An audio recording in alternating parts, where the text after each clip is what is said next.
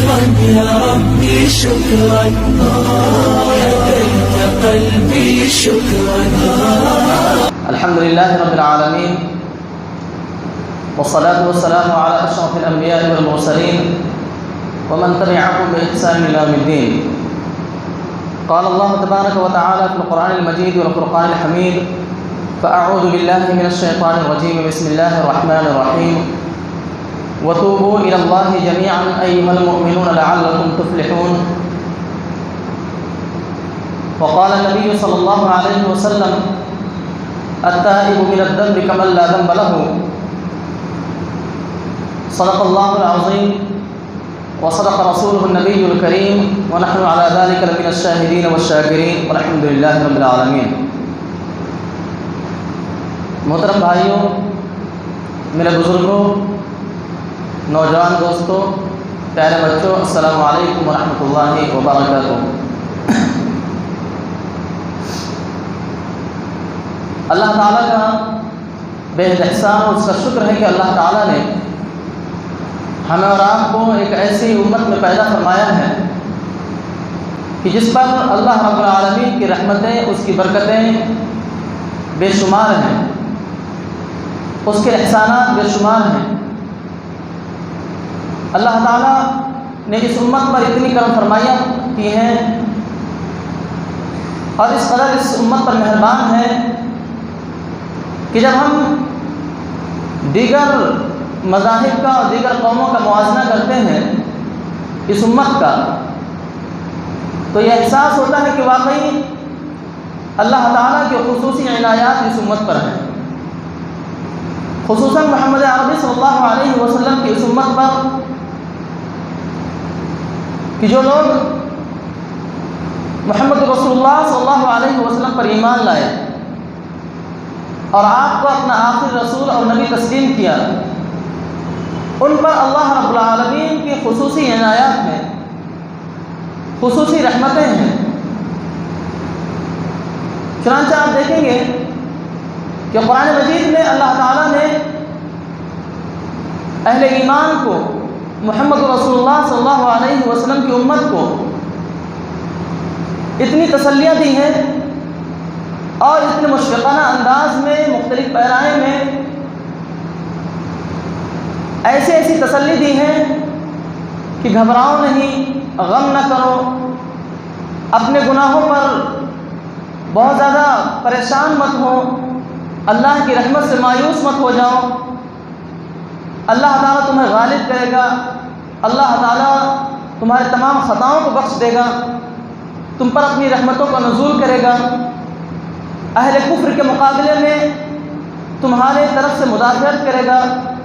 تو یہ بہت سارے ایسی قرآن مجید کی آیات ہیں جو جس سے پتہ چلتی ہیں یا جس سے بات واضح ہوتی ہے کہ اللہ رب العالمین کی خصوصی عنایات اور اس کی خصوصی رحمتیں اس امت کے ساتھ ہیں. تو آئیے اس امت کے ہادی رہبر اور رہنما محمد عربی صلی اللہ علیہ وسلم کی ذات اقدس پر ایک بار عقیدت و محبت کے ساتھ درود کا نذرانہ پیش کر دیں. اللہم صلی علی محمد وعلی آل محمد کما صلیت علی ابراہیم وعلی آل ابراہیم انک حمید مجید. اللہم بارک علی محمد وعلی آل محمد کما بارکت علی ابراہیم وعلی آل ابراہیم انک حمید مجید. پیارے بھائیوں، آج کا جو ہمارا موضوع ہے وہ ہے توبہ کا انعام. ہم اور آپ جانتے ہیں کہ اس دنیا کے اندر جو بھی آیا ہے اس سے خطائیں ہوئی ہیں، اس سے گناہ ہوئے ہیں. کوئی ایسا نہیں ہے جس سے گناہ نہ ہوئے ہوں، جس سے خطائیں نہ ہوئی ہوں، سوائے انبیاء علیہ السلام کے کہ اللہ تعالیٰ نے ان کو گناہ پر باقی نہیں رکھا، کیونکہ انبیاء علیہ السلام خطاؤں سے معصوم ہیں، گناہوں سے پاک ہیں. اس کے علاوہ دنیا کے اندر جتنے بھی لوگ ہیں وہ تمام کے تمام لوگ کہیں نہ کہیں کسی نہ کسی مرحلے میں کچھ نہ کچھ تھوڑا بہت گناہ ہوا ہے. اور یہ انسانی فطرت ہے، کیونکہ انسان کے ساتھ جو خواہشات ہیں ان خواہشات کا فطری تقاضا ہے کہ آدمی ان خواہشات کی تکمیل کے لیے کبھی کبھی وہ اللہ کے حدود سے تجاوز کر جاتا ہے، کبھی کبھی وہ اللہ رب العالمین کے بتائے ہوئے اصولوں سے ہٹ کر کے اپنے خواہشات نفس کی تکمیل میں لگ جاتا ہے۔ اللہ رب العالمین اس کو حکم دیتا ہے کہ نماز پڑھو، مگر وہ خواہشات نفس کی تکمیل میں سویا پڑا رہتا ہے، نماز نہیں پڑھتا ہے۔ کاروبار میں لگ کر کے، کام دھندے میں پھنس کر کے نماز کو چھوڑ بیٹھتا ہے۔ اللہ رب العالمین کا حکم ہوتا ہے کہ غیبت نہ کرو، چغل خوری نہ کرو، ایک دوسرے کی ہنسی مذاق مت اڑاؤ، ایک دوسرے کو اپنے سے کمتر اور نیچا نہ سمجھو، گالی گلوج نہ کرو، لڑائی جھگڑا اور فساد نہ کرو، اور اس کے علاوہ بہت سارے احکامات، سود خوری نہ کرو، زناکاری اور بدکاری نہ کرو، برے افعال اور اعمال کے قریب نہ جاؤ۔ لیکن آپ دیکھیے کہ یہ تمام کی تمام چیزیں باوجود یہ کہ معلوم ہوتی ہیں، لیکن انسان ان تمام خطاؤں کو اور گناہوں کو کر بیٹھتا ہے۔ انسان ان تمام گناہوں میں ملوث ہو جاتا ہے۔ آدمی بے نمازی ہو جاتا ہے، آدمی سود خور ہو جاتا ہے، آدمی زناکار اور بدکار بھی ہو جاتا ہے، آدمی غیبت بھی کرنا شروع کر دیتا ہے، جھوٹ بولنا بھی شروع کر دیتا ہے، حتیٰ کہ شراب بھی پینا شروع کر دیتا ہے۔ تو یہ تمام کے تمام گناہ اسے معلوم ہے کہ اللہ اور اس کے رسول نے اس سے سختی کے ساتھ منع کیا ہے، اور ایک مسلمان کے لیے تو کسی بھی صورت میں جائز ہی نہیں ہے کہ وہ ایسے بڑے بڑے گناہوں میں ملوث ہو۔ لیکن اس کے باوجود بھی آپ دیکھیں گے کہ انسان کہیں نہ کہیں ان خطاؤں میں، ان غلطیوں میں، ان گناہوں میں ملوث ہو جاتا ہے۔ اب آپ دیکھیں گے کہ یہ جو خطا، یہ غلطیاں جو ہو جاتی ہیں، ان خطاؤں اور غلطیوں کا کوئی مداوع بھی ہے؟ آپ دیکھیں گے کہ آپ جانتے ہیں کہ حضرت آدم علیہ الصلوۃ والسلام یہ پہلے نبی بھی ہیں اور پہلے بشر بھی ہیں، پہلے انسان بھی ہیں۔ اللہ رب العالمین نے انہی کی نسل سے ہم اور آپ کو پیدا کیا ہے، جنہیں ہم بابا آدم کے نام سے جانتے ہیں۔ حضرت آدم علیہ السلام کو آپ جانتے ہیں کہ اللہ رب العالمین نے انہیں ایک حکم دیا تھا کہ جنت میں تو جا رہے ہو، لیکن یہ یاد رکھنا کہ تم فلاں چیز درخت کے قریب مت جانا، اور اللہ رب العالمین نے ارشاد فرمایا کہ تمہیں اس سے روکا جا رہا ہے، منع کیا جا رہا ہے، اور تاکید کی جا رہی ہے کہ تم اس کے قریب نہ جانا، شیطان کے بہکاوے میں مت آنا۔ لیکن آپ دیکھیں کہ اس کے بعد یہ خطا ہوئی، یہ غلطی ہو گئی، لیکن آپ دیکھیں گے کہ اس کے بعد جو مرحلہ ہوتا ہے کہ اللہ رب العالمین نے ان کو اس خطا پر باقی نہیں رہنے دیا، ان کو سزا پہ سزا نہیں دیا اور دھتکار نہیں دیا، رادے درگاہ نہیں کر دیا، بلکہ آپ دیکھیں گے کہ جب حضرت آدم علیہ السلام کو احساس ہوتا ہے، جب ان کو ندامت ہوتی ہے، جب اپنے خطاؤں پر ان کو شرمندگی کا احساس ہوتا ہے، تب وہ فوراً اللہ کی طرف رجوع کرتے ہیں۔ اللہ رب العالمین نے اس کا نقشہ کھینچا ہے، فَتَلَقَّى آدَمُ مِن رَّبِّهِ كَلِمَاتٍ فَتَابَ عَلَيْهِ، کہ اللہ رب العالمین نے حضرت آدم علیہ السلام پر ایک کلمہ القا کیا، ایک کلمہ ان کو سکھایا، ایک دعا اللہ رب العالمین نے ان کو سکھائی، اور وہ دعا کی تھی، وہ دعا کے ذریعے سے انہوں نے توبہ کیا، فَتَابَ عَلَيْهِ إِنَّهُ هُوَ التَّوَّابُ الرَّحِيمُ، اللہ تعالیٰ بہت زیادہ توبہ قبول کرنے والا ہے، تواب ہے۔ تو وہ دعا کیا تھی؟ ربنا ظلمنا انفسنا وان لم تغفر لنا وترحمنا لنكونن من الخاسرین۔ یہ وہ دعا ہے جس دعا کو مانگ کر کے اللہ رب العالمین کی رحمت کے مستحق ہوئے حضرت آدم علیہ السلام۔ ایسے ہی آپ دیکھ لیجئے حضرت یونس علیہ السلام کا واقعہ ہمارے نظروں کے سامنے ہے۔ حضرت یونس علیہ السلام جب اپنی قوم سے ناراض ہو کر کے چلے گئے، اور جب وہ چلے گئے تو اس قدر ناراض ہو گئے کہ اللہ رب العالمین کی طرف سے ابھی حکم بھی نہیں آیا تھا کہ حضرت یونس علیہ السلام اس بستی کو چھوڑ کر کے اپنا ہجرت کی راہ اختیار کر لی۔ اللہ رب العالمین آپ پر ناراض ہو گیا، اور فوراً اللہ رب العالمین کے حکم سے آپ کو دریا میں ڈال دیا گیا۔ آپ دیکھیے کہ اس کے بعد آپ کئی دنوں تک مچھلی کے پیٹ میں پڑے رہے۔ وہاں پر آپ دیکھیے کہ اللہ رب العالمین نے پھر حضرت یونس علیہ السلام کو اس پر باقی نہیں رکھا، بلکہ وہاں پر اللہ رب العالمین نے ان کو ایک دعا سکھائی، اور دعا کیا تھی؟ لا الہ الا انت سبحانک انی کنت من الظالمین۔ تو پیارے بھائیوں، کہنے کا مطلب یہ ہے کہ انسان خطاؤں کا، غلطیوں کا، لغزشوں کا پتلا ہے، اس سے خطائیں ہونی ہیں، لیکن یہ خطائیں، یہ غلطیاں ہو جانا کوئی معیوب بات نہیں ہے۔ عالم سے بھی غلطیاں ہو سکتی ہیں، جاہل سے بھی غلطیاں ہو سکتی ہیں۔ یہ کوئی نہ کہے ارے یہ تو عالم صاحب ہیں، ان سے غلطی کیسے ہو گئی؟ عالم کوئی فرشتہ نہیں، وہ ہم اور آپ جیسے انسان ہیں۔ ایک جاہل جو کم پڑھا لکھا ہے، اس سے بھی غلطیاں ہو سکتی ہیں۔ ایک مرد سے بھی غلطیاں ہو سکتی ہیں، عورتوں سے بھی غلطیاں ہو سکتی ہیں۔ تو کہنے کا مطلب یہ ہے کہ انسان چاہے وہ مرد ہو یا عورت ہو، پڑھا لکھا ہو یا ان پڑھ ہو، دنیا میں آیا ہے تو اس سے غلطیاں ہوں گی، لیکن اللہ کے نبی صلی اللہ علیہ وسلم کی حدیث ہے کہ سب سے بہترین خطا کار وہ ہے، سب سے بہترین خطا کار وہ ہے جو اپنے خطاؤں پر توبہ کر لیتا ہے۔ اسی لیے آپ دیکھیں گے کہ جو لوگ خطا کر بیٹھتے ہیں، غلطیاں کر بیٹھتے ہیں، کچھ گناہ ان سے ہو جاتے ہیں، تو ایسی صورت میں جب وہ اپنے گناہوں پر ندامت کرتے ہیں تو حدیث میں آتا ہے التائب من الذنب کمن لا ذنب لہ، کہ توبہ کرنے والا، اپنے گناہوں پر ندامت دکھانے والا، اپنے گناہوں پر شرمندگی کا اظہار کرنے والا ایسا ہے جیسا کہ اس نے گناہ کیا ہی نہیں، یعنی اللہ تعالیٰ اس کے خطاؤں کو، غلطیوں کو معاف فرما دیتا ہے۔ تو پیارے بھائیوں، یہ بڑی اہم بات ہے کہ اللہ رب العالمین نے اس کا باقاعدہ حکم دیا ہے، اس کا باقاعدہ حکم دیا ہے کہ انفرادی طور پر بھی اور اجتماعی طور پر بھی سب اللہ کے حضور توبہ استغفار کرو۔ پیارے بھائیوں، ہم اور آپ سب کے سب گنہگار ہیں، کہیں نہ کہیں ہم سے اور آپ سے غلطیاں ہو رہی ہیں، کہیں نہ کہیں گناہ سرزد ہو جاتے ہیں اور مسلسل ہوتے رہتے ہیں۔ کہیں ہم نے کسی کی غیبت کر لی، کسی کی چغلخوری کر لی، کبھی ہمارے آنکھوں سے کوئی غلطی ہو گئی، کہیں ہمارے کان سے کوئی غلطی ہو گئی، کہیں ہمارے زبان سے کوئی گناہ ہو گیا۔ تو ایسے بہت ساری چیزیں ہیں جو اٹھتے بیٹھتے چلتے پھرتے ہم اور آپ ان گناہوں کو کرتے رہتے ہیں یا ان میں ملوث ہوتے ہیں، لیکن ہمیں اس کا احساس نہیں ہوتا۔ اس سے آگے بڑھ کر اگر ہم جائیں تو کبھی آدمی کوئی زنا کر بیٹھتا ہے، کبھی آدمی سود خوری کا کام کرنا شروع کر دیتا ہے، شراب پی لیتا ہے، اس کے علاوہ اور وہ بڑے بڑے گناہ، کبیرہ گناہ جس کا اللہ نے حکم دیا ہے کہ اس سے بچو، ان تمام کبائرہ گناہ میں آدمی ملوث ہو جاتا ہے۔ لیکن اللہ رب العالمین نے ارشاد فرمایا کہ کوئی مسئلہ نہیں ہے، یہ کوئی بڑی بات نہیں ہے، یہ کوئی بڑا مسئلہ نہیں ہے۔ اللہ کے نزدیک تمہارے گناہ اگرچہ بہت زیادہ ہیں، لیکن اللہ کے نزدیک وہ سب شمار ہے۔ یاد رکھیں، ہمارے گناہ کتنے بھی ہوں لیکن وہ سب کے سب اللہ کے حضور کیا ہے؟ شمار ہیں، سب لکھے ہوئے ہیں۔ لیکن اللہ کی رحمتیں بے شمار ہیں بھائی، اللہ کی رحمتیں کیا ہیں؟ بے شمار ہیں۔ اس بات کو آپ سمجھیے، ہماری غلطیاں، ہمارے گناہ یہ سب شمار ہیں، رجسٹر میں درج ہیں، لیکن اللہ کی رحمتیں بے شمار ہیں، ان کا شمار نہیں کیا جا سکتا، ہے نا؟ تو اللہ کی رحمتیں اتنی بے شمار ہیں کہ ہماری غلطیاں، ہماری خطائیں، ہمارے گناہ ان اللہ رب العالمین کی رحمتوں کے کرم کے نیچے دب جائیں گی۔ لیکن اس کے لیے شرط ہے، وہ شرط کیا ہے؟ اللہ رب العالمین نے کہا ہے کہ توبوا الی اللہ جمیعا ایھا المؤمنون، کہ اے لوگوں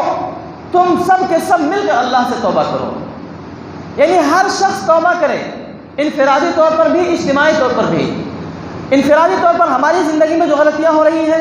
ہم اس سے معافی طلب کریں، ہم اپنے اندر اپنا احتساب کریں، اپنا جائزہ لیں کہ ہم سے کیا کیا گناہ سرزد ہو جا رہے ہیں، ہم کن کن گناہوں میں ملوث ہیں، ان گناہوں کو ہم شمار کریں، اس کا احساس اپنے دل میں پیدا کریں، اور اس کے بعد اس کو ترک کریں، اس کو چھوڑیں۔ پھر آپ دیکھیں گے کہ اللہ رب العالمین نے ارشاد فرمایا کہ تم اس سے فلاح پا جاؤ گے۔ تو انفرادی طور پر جس گناہ میں ہم ملوث ہیں اس سے چھوڑیں، اور اجتماعی طور پر جس سے سماج اور معاشرہ جوجھ رہا ہے، پورا سماج اور معاشرہ جس میں ملوث ہو، جیسے مثال کے طور پر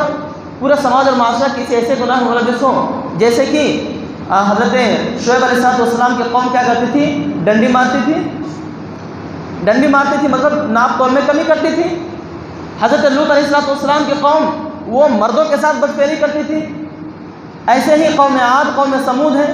ایسے بہت ساری بستیاں ہیں جو تکبر کرتے تھے، غرور کرتے تھے، مظلوموں پر ظلم کرتے تھے۔ تو ایسے گناہ جس میں اجتماعی طور پر پوری امت ملوث ہو یا انفرادی طور پر فرداً کوئی شخص ملوث ہو، تو ایسی صورت میں اللہ رب العالمین کا حکم ہے کہ سب مل کر کے اللہ سے توبہ کرو، لعلکم تفلحون۔ اس سے یہ توقع ہے کہ تم کامیاب ہو جاؤ گے، کہ توبہ ہی ایک ایسا ذریعہ ہے، توبہ ہی ایک ایسا راستہ ہے جس سے تم کامیاب ہو سکتے ہو اللہ کی بارگاہ میں۔ بصورت دیگر کوئی ایسا راستہ نہیں ہے جس سے تم کامیاب ہو سکتے ہو۔ تو پیارے بھائیوں، یہ قرآن مجید میں خاص طور پر اس کی صفت بھی بیان کی گئی ہے ایسے لوگوں کی کہ والذین لا يدعون مع اللہ الہا آخر، نیک لوگوں کی جو صفت بیان کی گئی ہے رحمان کے بندوں کی جو صفت بیان کی گئی ہے وہ یہ کہ والذین لا يدعون مع اللہ الہا آخر، یہ وہ لوگ ہیں جو اللہ کے علاوہ کسی اور کو نہیں پکارتے ہیں، یعنی اس کا شریک نہیں ٹھہراتے ہیں، اس کا ساجی کسی کو نہیں بناتے، کسی اور کے آگے سر نہیں جھکاتے، کسی اور سے دعائیں نہیں مانگتے، کسی اور کے سامنے سجدہ ریز نہیں ہوتے ہیں، کسی اور کے نام پر قربانی پیش نہیں کرتے ہیں، بلکہ وہ قرآن مجید کی اس آیت ان صلاتی و نسکی و محیای و مماتی للہ رب العالمین کا پورا مجسم ہوتے ہیں. تو وہ لوگ کسی اور کو اللہ کی ذات میں، اس کی صفات میں، اس کے اختیارات میں کسی کو شریک نہیں کرتے. تو یہ ان لوگوں کی صفات ہے جو رحمان کے بندے ہیں. پھر آگے اللہ رب العالمین نے ارشاد فرمایا کہ رحمان کے بندوں کی صفت یہ ہے کہ وہ کسی ایسے شخص کو یا کسی ایسے نفس کو قتل نہیں کرتے جس کو اللہ نے حرام قرار دیا ہو بجز حق کے ساتھ، یعنی جس کا قتل کرنا بالکل ضروری ہے، واجب ہو گیا ہے، ایسے ہی شخص کو قتل کرتے ہیں، ورنہ کسی شخص کو، بے گناہ شخص کو قتل نہیں کرتے. یعنی کسی بھی شخص کے لیے جائز نہیں ہے کہ وہ کسی بھی شخص کو مار ڈالیں، کسی بھی شخص کو قتل کر دیں، کسی بھی شخص پر ظلم کریں اور اس کو دنیا سے نیست و نابود کر دیں. یہ کسی بھی شخص کے لیے، یہ اہل ایمان کی اور اللہ کے رحمان کے بندوں کی صفت نہیں ہے. پھر آگے اللہ رب العالمین نے ارشاد فرمایا کہ جو لوگ اس گناہ میں ملوث ہو جاتے ہیں، یعنی اگر کوئی شرک کر بیٹھتا ہے، کوئی کسی کو قتل کر دیتا ہے، تو پھر اللہ رب العالمین نے ارشاد فرمایا کہ الا من تاب وآمن وعمل عملا صالحا،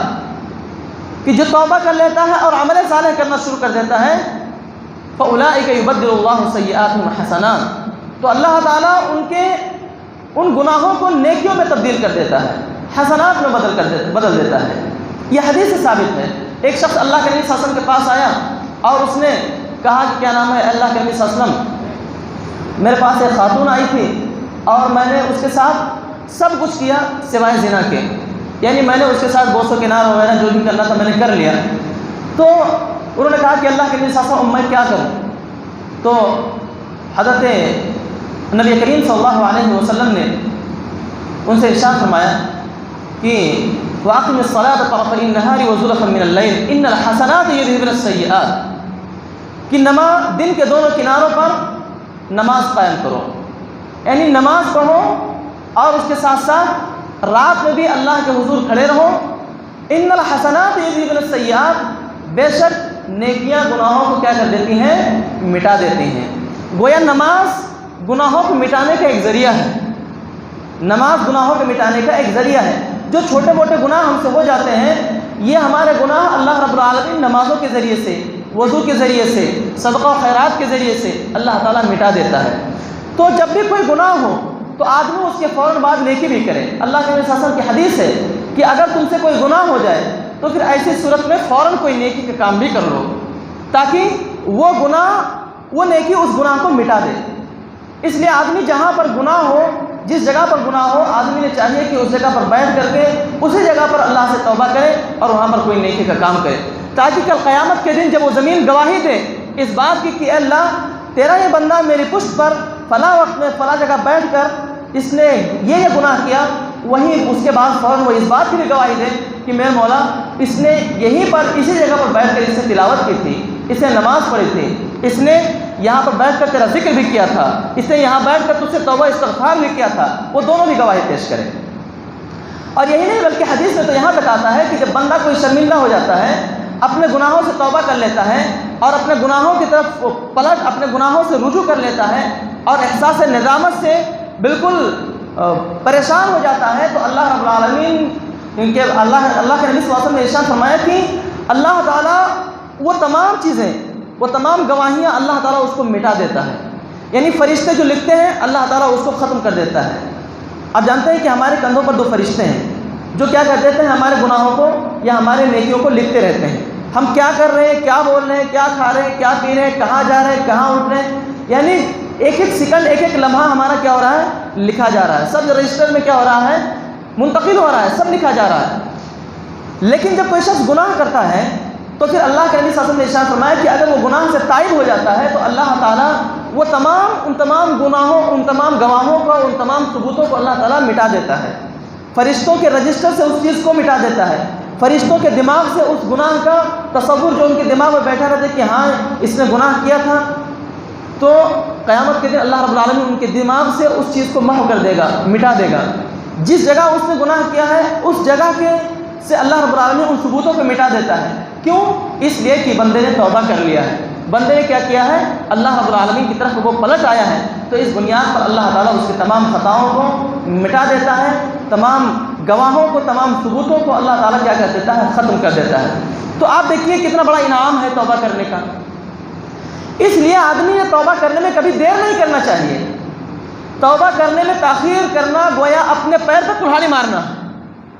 اللہ رب العالمین کو توبہ کرنا اتنا پسند ہے کہ حدیث میں آتا ہے کہ اللہ کے نبی صلی اللہ علیہ وسلم کو توبہ کرنا اتنا زیادہ پسند ہے کہ جتنا کہ کوئی شخص ایسا ہو کہ جو ریگستان میں جا رہا ہو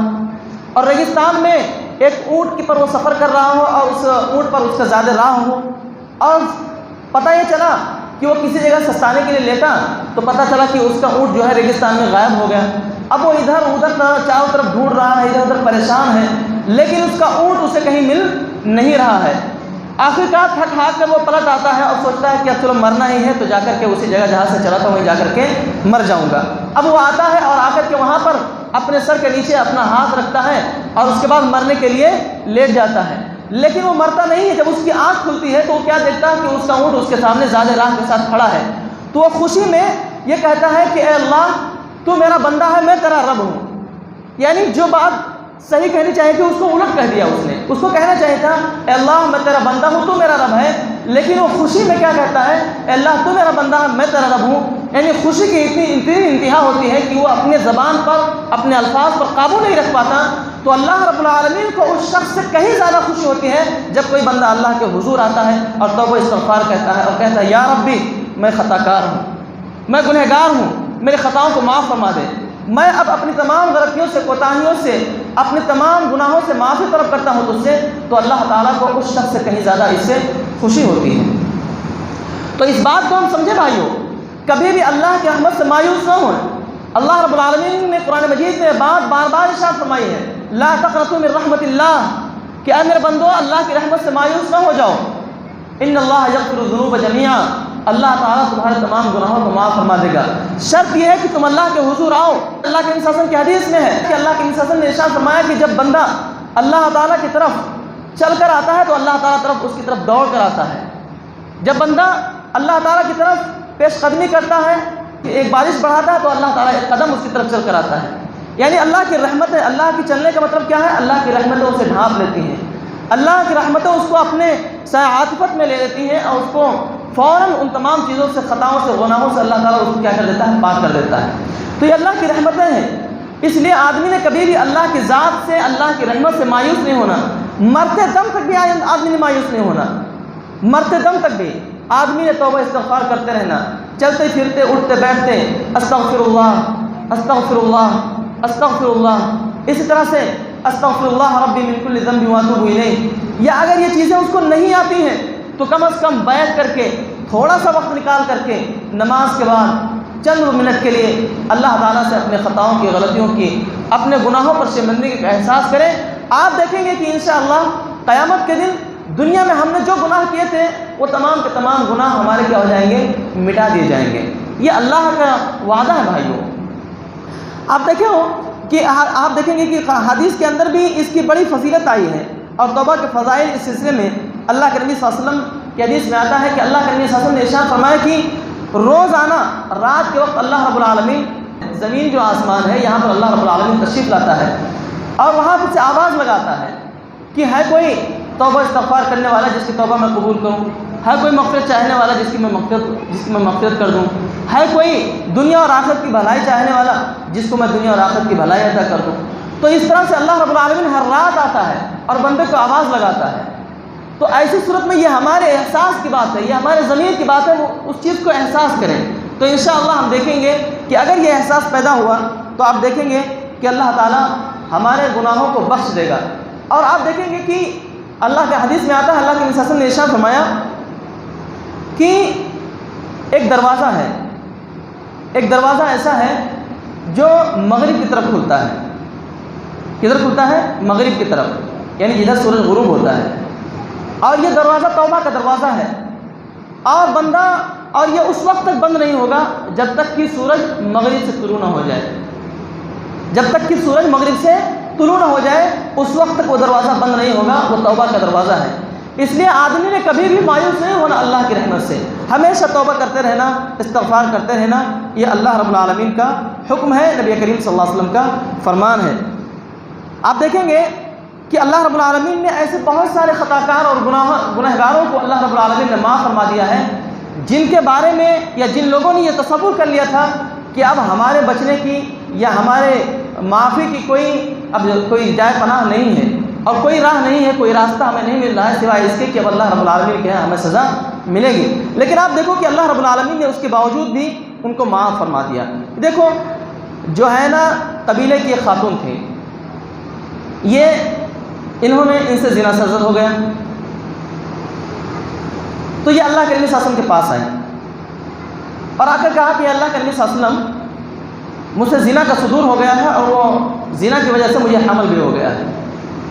اور اس کی وجہ سے مجھ پر حد قائم ہو گیا ہے۔ حد یعنی سزا، یعنی جب کوئی شخص زنا کر لیتا ہے، اگر کوئی مسلمان زنا کرتا ہے تو اس کی جو سزا ہے کہ اگر کوئی ایسا شخص جو غیر شادی شدہ ہے، ابھی اس کی شادی نہیں ہوئی ہے، تو اگر اس نے زنا کیا ہے تو ایسی صورت میں اس کو 100 کوڑے مارے جائیں گے۔ کتنے کوڑے مارے جائیں گے؟ 100 کوڑے مارے جائیں گے۔ اور اگر کوئی شادی شدہ مرد یا عورت زنا کرتے ہیں تو ایسی صورت میں ان کو سنگسار کیا جائے گا، ان کو مارا جائے گا، پبلک کے سامنے، عوام کے سامنے پتھر مار مار کے اس کو ہلاک کیا جائے گا۔ یہ خاتون آتی ہے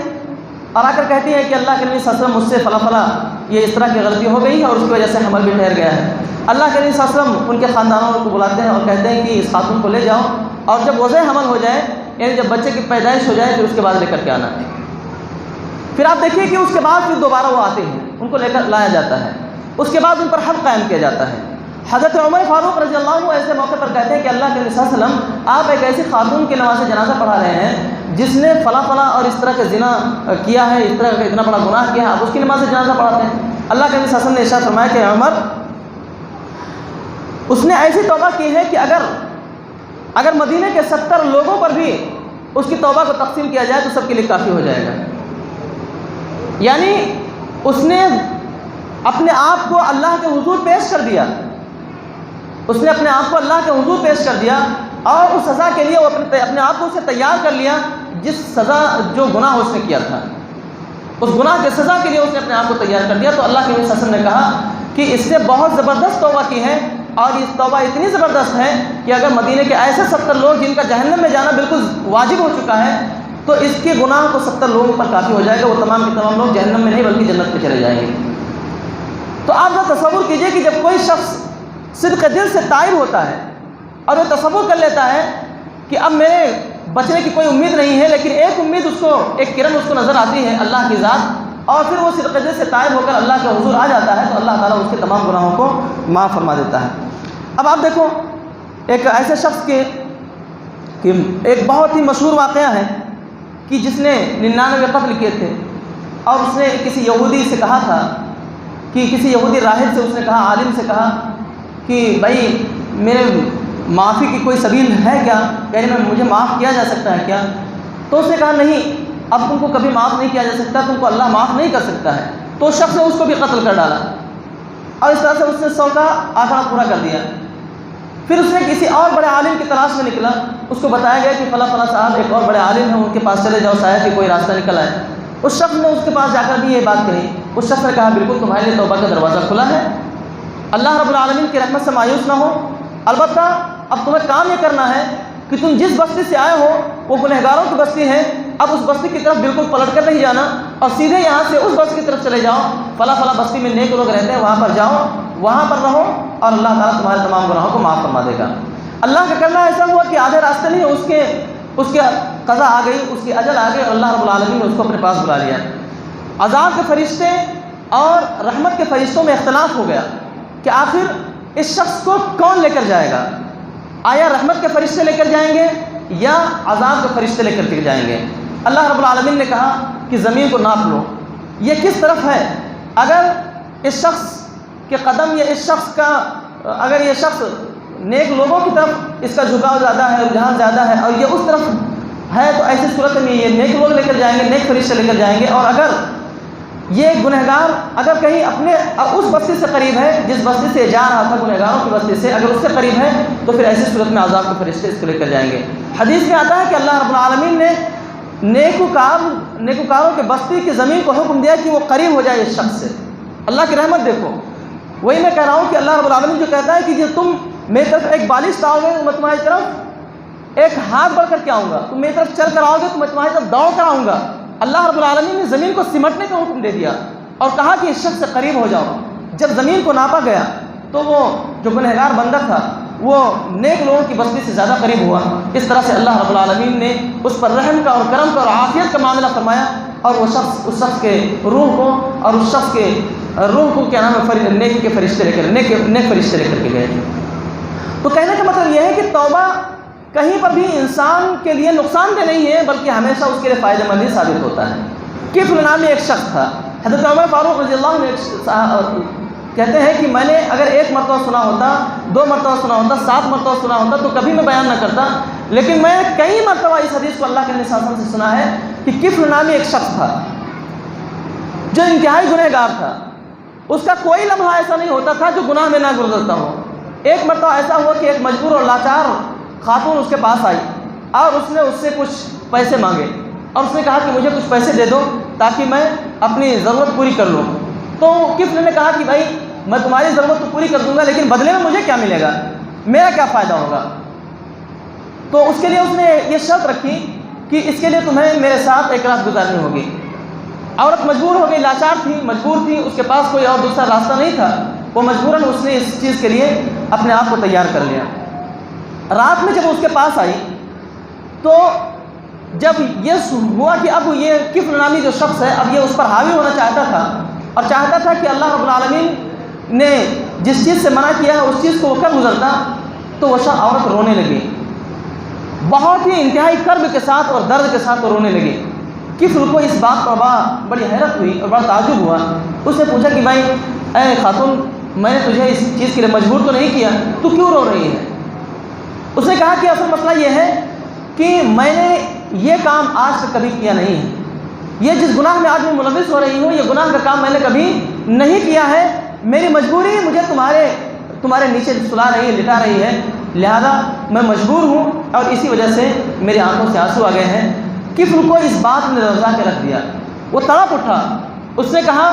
کہ تو آج ایک مرتبہ یہ گناہ کرنے جا رہی ہے تو اس پر تجھے اتنی ندامت، اتنی شرمندگی اور اتنا رونا آ رہا ہے، اور میری تو پوری زندگی اللہ کی نافرمانی میں گزری ہے، تو میرا کیا ہوگا؟ اس بات کا احساس پیدا کر کے کفل نے اس عورت سے کہا کہ جاؤ، یہ 60 دینار بھی تمہارے، اور جاؤ میں تمہارے ساتھ ایسا کوئی کام نہیں کروں گا، جاؤ، میں نے اس سب کو معاف کر دیا۔ اسی رات اس شخص کا انتقال ہو جاتا ہے اور دروازے پر صبح میں یہ لکھا رہتا ہے کہ اللہ رب العالمین نے کفل کو معاف کر دیا۔ اس کے دروازے پر، اس کے دروازے کی پیشانی پر سنہری حرفوں سے اللہ رب العالمین کی جانب سے یہ لکھ دیا جاتا ہے کہ اللہ رب العالمین نے کفل کو معاف کر دیا۔ اب دیکھیے کہ توبہ کا کوئی ایسا مقام، کوئی ایسی جگہ نہیں ہے، نہ کوئی وقت ہے۔ جب بھی آدمی کے اندر احساس پیدا ہو جائے، زندگی کے کسی بھی مرحلے میں، دن اور رات کے کسی بھی وقت میں، جب بھی ہمیں احساس ہو جائے، احساس ندامت ہو جائے، اسی وقت سمجھ لیجیے کہ ہماری معافی اللہ رب العالمین نے ہم کو معاف کر دیا۔ یہ بات یاد رکھ لیجیے۔ اس کے لیے کوئی ضروری نہیں ہے کہ بڑا اہتمام کیجیے اور اس کے لیے کیا نام ہے نماز پڑھیے، اس کے لیے فلاں کام کیجیے، اور بہت سارے لوگ اہتمام بتاتے ہیں کہ یہ کام کرو اس کے بعد تمہاری توبہ قبول ہوگی۔ نہیں، احساس ندامت ہی اصل چیز ہے۔ احساس ندامت کیا ہے؟ احساس ندامت یہ ہے کہ آدمی اب اس خطا سے کیا ہو جائے، تائب ہو جائے، بالکل عزم مصمم کر لے کہ اب مجھے یہ کام نہیں کرنا، واقعی مجھ سے بہت بڑی غلطی ہو چکی ہے۔ اور اسی لیے آپ دیکھیں گے کہ حدیث میں آتا ہے کہ ایسے لوگ جو باوجود یہ کہ وہ گناہ کرتے ہیں، اللہ رب العالمین انہیں معاف کر دیتا ہے جب وہ توبہ کر لیتے ہیں۔ حدیث میں آتا ہے کہ ایک شخص گناہ کرتا ہے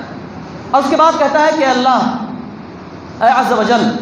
میں نے یہ خطا کیا ہے، مجھے معاف فرما دے۔ اللہ تعالیٰ کہتا ہے کہ یہ میرا بندہ ہے، اس بندے کو اس بات کا علم ہے کہ میرا خدا ہے جو گناہوں کو معاف کرتا ہے اور جو گناہوں کو پکڑتا بھی ہے، تو میں نے اس کو معاف کیا۔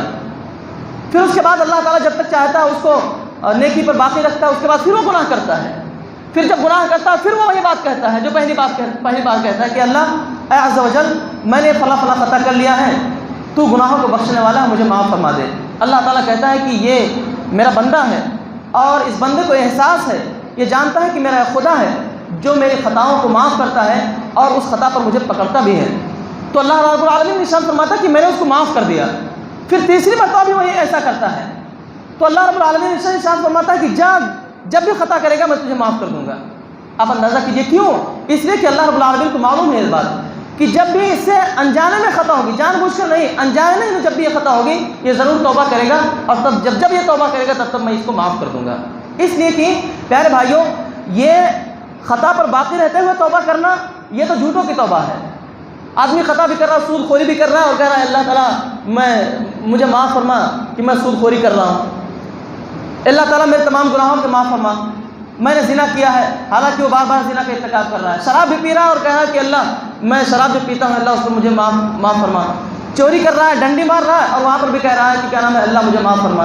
والدین کی نافرمانی کر رہا ہے، بڑے بڑے گناہ کر رہا ہے اور کہہ رہا ہے کہ اللہ مجھے معاف فرما۔ نہیں، پہلے اس کو اس خطا سے توبہ کرنا پڑے گا، ندامت دکھانی پڑے گی، اللہ کے سامنے اپنے آپ کو پیش کر کے ثابت کرنا پڑے گا کہ مولا میں نے اپنے آپ کو پیش کر دیا اور میں اس میں عزم و مصمم پورے ارادے کے ساتھ، پورے مستقل ارادے کے ساتھ میں تیرے سامنے اس بات کی تصدیق کرتا ہوں کہ میرے مولا اب آئندہ مجھ سے خطا نہیں ہوگی۔ اس کے بعد آدمی سے اگر کبھی خطا ہو جاتی ہے، کبھی گناہ ہو جاتی ہے، تو پھر اللہ رب العالمین کو کوئی اس سے پرواہ نہیں، اللہ تعالیٰ اس کو معاف فرما دے گا اگر وہ اس سے توبہ کر لے تو۔ کیونکہ اللہ رب العالمین، میں نے بتایا آپ کو کہ اللہ رب العالمین کے یہاں ہمارے خطا، ہمارے گناہ شمار ہیں، ہمارے خطائیں، ہمارے گناہ کیا ہیں، سب شمار ہیں، سب رجسٹر میں کیا ہے، درج ہے، لیکن اللہ کی رحمتیں بے شمار ہیں۔ اللہ کی رحمتیں کیا ہیں؟ بے شمار ہیں، اس کا کوئی شمار ہی نہیں ہے۔ تو پیارے بھائیوں، اس لیے ہمیں اور آپ کو چاہیے کہ زیادہ سے زیادہ نیکی کے کام کریں، زیادہ سے زیادہ بھلائی کے کام کریں، نمازوں کی پابندی کریں، اللہ رب العالمین کے حکم کی فرما برداری کریں، رسول اللہ صلی اللہ علیہ وسلم کی اطاعت و فرما برداری کریں، اللہ کے نبی صلی اللہ علیہ وسلم کی سنتوں پر عمل پیرا ہوں، جن گناہوں میں ہم ملوث ہیں ان گناہوں سے توبہ کریں، جو خطائیں غلطیاں جانے میں انجانے میں ہم سے ہوئی ہیں ماضی میں ان کو یاد کر کے ان سے توبہ استغفار کریں۔ یقین مانیے اللہ کی رحمت بڑی وسیع ہے، ان اللہ لا یغفر ان یشرک بہ ویغفر ما دون ذلک لمن یشاء۔ اللہ رب العالمین کے ارشاد ہے صرف شرک کو اللہ رب العالمین معاف نہیں کرے گا، باقی تمام خطاؤں کو اللہ تعالیٰ معاف فرما دے گا۔ اس سلسلے میں کچھ چیزیں یاد رکھیں کہ ایک چیز بات ختم کرتا ہوں کہ یاد رکھیں اللہ کے پاس 3 رجسٹر ہیں۔ ایک رجسٹر تو وہ ہے جس کے بارے میں اللہ کا حکم ہے کہ اس سے مجھے کوئی سروکار نہیں ہے، دوسرا رجسٹر وہ ہے جس کے بارے میں اللہ کا حکم ہے کہ میں ایسے اس رجسٹر والے کو تو کبھی معافی نہیں کروں گا، اور تیسرا رجسٹر وہ ہے کہ جس کے بارے میں اللہ کا یہ حکم ہے کہ یہ بندوں کا معاملہ ہے، جب تک بندہ معاف نہیں کرے گا وہ معاف نہیں ہو سکتے ہیں۔ پہلا جو رجسٹر ہے وہ اللہ کے حقوق کا معاملہ ہے، یعنی کسی شخص نے کبھی نماز اس سے چھوٹ گئی، نماز چھوڑ دیا، روزے چھوڑ دیے، باوجود یہ کہ وہ صاحب نصاب ہے، زکوٰۃ نہیں دیا، حج نہیں کیا، تو اللہ رب العالمین کی ذات سے امید ہے کہ اللہ تعالیٰ اپنے حقوق کو معاف فرما دے گا۔ اور دوسرا وہ رجسٹر ہے کہ جس کو اللہ کبھی معاف نہیں کرے گا، وہ شرک کا رجسٹر ہے، ان اللہ لا یغفر ان یشرک بہ ویغفر ما دون ذلک لمن یشاء۔ اللہ تعالیٰ شرک کو کبھی معاف نہیں کرے گا، اگر کوئی شخص بغیر توبہ کیے مر گیا تو اللہ تعالیٰ اس کو کبھی معاف نہیں کرے گا۔ اور تیسرا رجسٹر وہ ہے جو اس کا تعلق حقوق العباد سے ہے، جس کا تعلق حقوق العباد سے ہے، اور حقوق العباد کے تعلق سے بات یاد رکھیں کہ جب تک کوئی بندہ اس کو معاف نہیں کرے گا تب تک اللہ رب العالمین بھی اس کو معاف نہیں کرے گا۔ یہ بات یاد رکھ لیں، بجائے اس کے کہ ہم نماز بھی پڑھ رہے ہیں، روزے بھی رکھ رہے ہیں، زکوٰۃ بھی دے رہے ہیں، حج بھی کر رہے ہیں، ہے نا، ہم نیکی کے بڑے بڑے کام بھی کر رہے ہیں، کچھ بھی کر لیں، لیکن اگر ہم نے کسی کا حق مارا ہے، کسی پر ظلم کیا ہے، کسی کی غیبت کی ہے، کسی کو گالی گلوچ کیا ہے، کسی کا حق دبایا ہے، بہنوں کا ہم نے حق دبا کر کے بیٹھے ہیں، بھائیوں پر ظلم کر کے ان کا ہم نے حق دبا کر کے بیٹھے ہیں، اور آ کر کے یہاں تسبیح پہ تسبیح بھاج رہے ہیں، اور کیا نام ہے نفل پہ نفل پڑھ رہے ہیں، اور تلاوت پہ تلاوتیں چل رہی ہیں، اور صاحب خوب ذکر و اذکار چل رہے ہیں، اور کیا نام ہے صدقہ و خیرات بھی ہو رہا ہے، مولوی مولانا اور کچھ مدرسے کے بچوں کو لا کر کے کھلایا پلایا بھی جا رہا ہے، تو یاد رکھیں یہ کام آنے والی نہیں ہے۔ اس کا ہو سکتا ہے ثواب مل جائے، لیکن وہ جو خطا جو غلطی ہو گئی ہے اس کی تلافی اس سے نہیں ہوگی، اس کی تلافی سامنے والے کے معافی سے ہوگی، جب تک کہ اس سے ہم معاف نہ کرا لیں۔ تو اس لیے اگر کسی شخص پر ہم نے ظلم کیا ہے، کسی کا حق ہم نے مارا ہے، کسی پر ظلم و ستم کیا ہے، یا کچھ ایسے گناہ ہم سے ہو گئے ہیں جس کا تعلق حقوق العباد سے ہے، تو ایسی صورت میں ہم اس کے پاس جائیں، اس سے معافی تلافی کریں، اس لیے کہ بھائیوں موت کا کوئی وقت مقرر نہیں ہے۔ کرونا کا زمانہ چل رہا ہے، آپ دیکھو ایک ایک ساتھ کئی جنازے جا رہے ہیں، کہیں ایسا نہ ہمارا جنازہ بھی اس میں شامل ہو جائے۔ تو اس لیے بہت ضروری ہے کہ ہم اس سے پہلے القیس من دان نفسه وعمل لما بعد الموت، اللہ کے نبی صلی اللہ علیہ وسلم کی حدیث ہے کہ عقل مند اور دانا وہی ہے جو موت سے پہلے موت کی تیاری کر لے اور نیک عمل کرنا شروع کر دے۔ تو اس لیے ہمارا آپ کو چاہیے کہ موت سے پہلے اپنے موت کی تیاری کریں اور خطاؤں اور غلطیوں پر شرمندگی کا اظہار کریں، اللہ تعالیٰ کے حضور توبہ استغفار کریں اور خصوصاً نمازوں کی پابندی کریں۔ رمضان جب تک تھا الحمدللہ نماز پوری نماز مسجدیں بھری تھیں، اب دیکھو ایک سب دو سب بھی نہیں ہو رہی ہے، عجیب حال ہے۔ بھائی نمازیں صرف روزے رمضان کے لیے تو نہیں آئی تھیں، ہمارے نوجوان یہاں پر کتنے ایسے چہرے ہیں جنہوں نے الحمدللہ 20 رکعت کی تراویح پورے رمضان پڑھے، لیکن اب وہ چہرے نظر نہیں آ رہے ہیں، کہاں چلے گئے؟ مسجدیں مرثیہ خواہیں کہ نمازی نہ رہے، مسجد پکار رہے ان کو کہ بھائیوں کہاں چلے گئے تم؟ ابھی تو الحمدللہ لاک ڈاؤن میں بھی تھوڑی سی کمی آ گئی ہے اور تھوڑا سا الحمدللہ بہت کچھ حکومت کی طرف سے چھوٹ مل رہی ہے، تو ایسی صورت میں جب ہم کو چھوٹ ملتی ہے تو ہم بھاگ جاتے ہیں، اور جب تھوڑی سختی ہوتی ہے تو کہتے ہیں ہم کو نماز پڑھنے کیوں نہیں دیا جا رہا، پھر آ کر ہم یہاں پر سینہ تان کے کھڑے ہوتے ہیں کہ ہم کو کیوں نہیں مسجد میں جانے دیا جا رہا ہے۔ عجیب حال ہے، جب اللہ تعالیٰ کی طرف سے کشادگی ہوتی ہے، رحمتیں برستی ہیں اور تھوڑا سا ہمارے لیے ڈھیل دیا جاتا ہے، مواقع ہوتے ہیں کہ ہم اللہ کی عبادت خوب کریں، تو ہم گھروں میں چھپ جاتے ہیں اور اپنے کاروبار میں لگ جاتے ہیں اور سب کچھ بھول جاتے ہیں، اور جیسے ہی تھوڑی سی سختی ہوتی ہے تو اسے اللہ یاد آنا شروع کر دیتا ہے۔ تو ایسا مت کرو بھائیوں، نمازوں کی پابندی ہر بالغ مرد عورت پر فرض ہے، اس لیے ہر شخص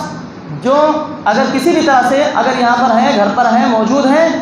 کاروبار میں اپنے دکان پر مکان پر وہاں پر نہیں ہے، تو ایسی صورت میں اگر یہاں موجود ہے اذان ہوتے ہی فوراً مسجد میں آنے کی کوشش کریں، اور اگر وہاں پر ہے بازاروں میں ہے تو بازاروں میں بھی الحمدللہ مساجد ہیں، ایسا تو نہیں کہ بھائی مسجدیں نہیں، وہاں پر آپ نماز پڑھو، لیکن نماز کسی بھی حال پر مت چھوڑو بھائی، یہ بہت اہم چیز ہے، اس کے بارے میں قیامت کے دن اللہ تعالیٰ سوال کرے گا۔ اللہ تعالیٰ سے دعا ہے کہ اللہ تعالیٰ ہمارا آپ ان تمام باتوں پر عمل کی توفیق عطا فرمائے، مرنے سے پہلے اللہ تعالیٰ ہم سب کو توبہ کرنے کی توفیق عطا فرمائے، آمین۔ السلام علیکم ورحمۃ اللہ وبرکاتہ۔ شكرا يا ربي شكرا، هديت قلبي شكرا